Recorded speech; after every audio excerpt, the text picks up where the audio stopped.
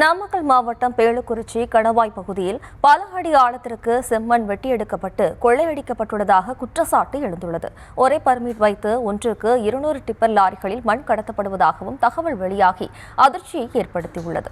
இதுகுறித்தான கூடுதல் விவரங்களோடு இணைகிறார் நமது செய்தியாளர் சதீஷ்குமார். வணக்கம் சதீஷ்குமார். வணக்கம். வட்டாட்சியர் கிராம நிர்வாகிகள் துணிதான் தொடர்ந்து கொள்ளையடிக்கப்படுவதாக கனிம உலகம் கொள்ளையடிக்கப்படுவதாக குற்றச்சாட்டு எழுந்துள்ளது. நாமக்கல் மாவட்டம் பேளுக்குறிச்சி மற்றும் சேந்தமலம் பகுதியில் வளமான மலைகளில் இருந்து தொடர்ந்து மண்களை வெட்டி கொள்ளையடிக்கும் கும்பலானது தற்போது வரை கொள்ளையடித்து வருகிறது. கனிம உலகளை கொள்ளையடிக்கும் சம்பந்தமாக கடந்த 8 மாதம் முன்பு இருதரப்பினரிடையே பேளுக்குறிச்சி காவல் நிலையம் முன்பு லாரிகளை சாலையில் நிறுத்தி மோதல் ஏற்பட்டது. சம்பவம் தொடர்பாக கனிம உலக கொள்ளை நடைபெறாமல் இருக்க மாவட்ட நிர்வாகம் ரோந்தி பணி ஏற்படுத்தி அதிகாரிகள் கண்காணிப்பு பணியில் ஈடுபட்டனர். இந்த நிலையில் கனிம உலக கொள்ளை குறித்து கடந்த 3 மாதத்துக்கு முன்பும் நியூஸ் தமிழ் தொலைக்காட்சி சேந்தமங்கலில் கனிம உலக கொள்ளை சம்பந்தமாக செய்தி வெளியிட்டிருந்தது. தற்போது பேளுக்குறிச்சி சூறைக்கேட்ட பகுதி, பேளுக்குறிச்சி கடவை பகுதிகளில் சுமார் 50 அடி ஆழத்திற்கும் ஆழமான மலை வளங்களை அழித்து மண் வெட்டி எடுத்து வருவது தற்போது வெட்ட வெளிச்சத்திற்கு வந்துள்ளது.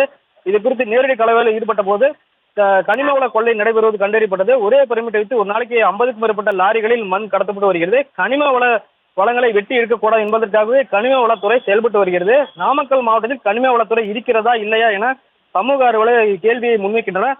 மரங்களை வெட்டி எடுத்து மலை வளங்களை நேரடி காட்சியில் தற்போது பார்த்து வருகிறோம். விவரங்களுக்கு நன்றி சதீஷ்குமார்.